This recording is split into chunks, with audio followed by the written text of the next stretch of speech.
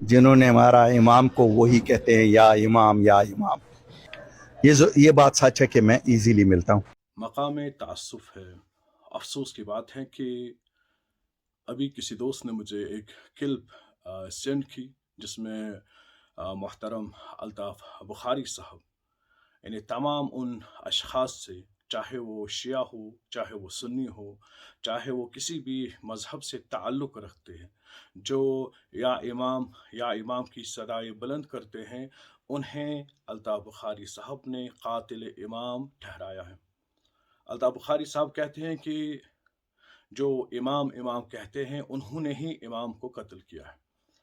ये बड़ी अजीब बात है कि एक शख्स अपनी सियासी अगराज के लिए तमाम उन आशिकान हुसैन आली मकाम अलैहिस्सलाम को कातिल मुजरिम ठहरा रहा है। इन्हें चाहिए कि फ़ौरन वो मीडिया के सामने आए, लोगों से माफ़ी मांगे।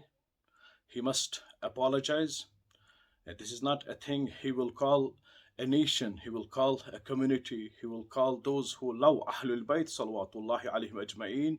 You are those who have killed Imam alayhi salatu wasalam. This is unfortunate. पता नहीं किस तारीखी मबना के बिना पे इसने ऐसा अहमकाना बचगाना बयान दिया है।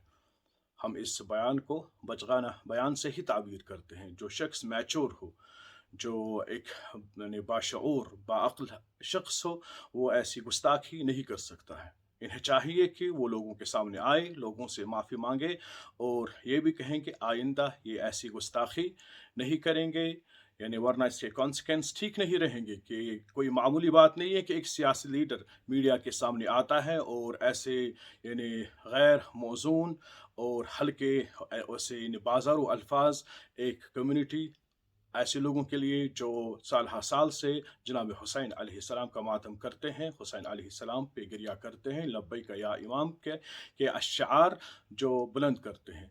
आप कुछ भी कहो, आप हमें मुजरिम ठहराओ, आप हमें कोई भी गाली दो, मगर क़यामत की सुबह तक ज़िक्र हुसैन रहेगा और ज़िक्र हुसैन हमें करना है, चाहे ज़माना हमें काटे, चाहे ज़माना हमें मारे, मगर हुसैन अलैहिस्सलाम का ज़िक्र होता रहेगा और उस दिन तक होता रहेगा जिस दिन तक जब हुसैन अलैहिस्सलाम के साथ